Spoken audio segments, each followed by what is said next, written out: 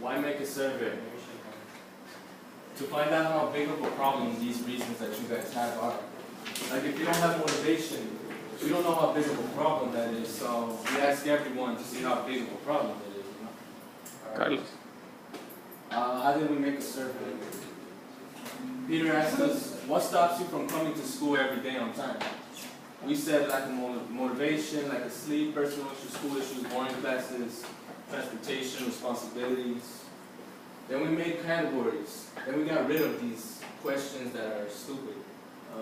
How? We used a sheet Peter gave us. 41% of everyone in the school took the survey to see what's up. This is the equation we used, so this one, and we just plugged in that in there, and we got 9%. This is how many absences each person in the school has in 1 week, so 1 absence every week. So motivation and sleep are the main causes of absences.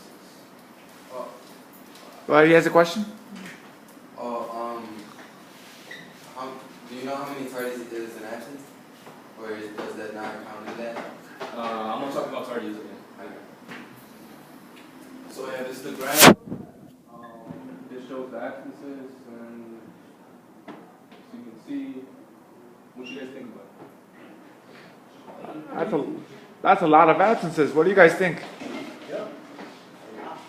Good. That's each month. So the average person has two or more tardies every week because of motivation. Same thing with sleep. I'm out of the week. Stop videotaping. Same thing with the other one. Here's a graph showing you the tardies more than absences. Why did I choose mean? I chose mean because it gives more information in the mean than the mode in the median. See, this is just like 0, just a bunch of 0. This shows more info. The standard deviation shows the results from the mean. Since the standard deviation is a small number close to the mean, it means the answers from the survey are far apart from each other. Differences between absences graph and tardiness graph. There are more tardies than there are absences, but absences are a bigger issue because you're missing an entire day of school. Unlike missing a couple minutes or hours when you come tardy. Why do we stay up late? Working, like you said, working. Using the phone, internet, TV seems to be the biggest issue. Partying, another one. We should turn off our electronics and keep them out of our rooms. Our bedrooms should just be used to go to sleep or whatever. Why should you turn off electronics? Because they make you stay awake. Okay. It's also bad for your health, right? Yeah. Like, doesn't it kind of cause cancer? That's true. Radiation cancer? Yeah, it causes cancer. Okay. What's an open-ended question? A question that does not limit your answer. The question I picked, how have you dealt with your personal issues to succeed in school? Most people have personal issues and took action, whether it's doing drugs, whether it's just ignoring them. They took action somehow, some way. These people didn't give much thought. They didn't really give fuck. Other, just something else. What do you mean, what's the other? Other is just, they, like questions like, how you sound, or something like that. That's how they answer it. Sound. What? Okay. Oppression is the unjust use of power to control people. Here's some examples: sexism, poverty, racism, hate, all that.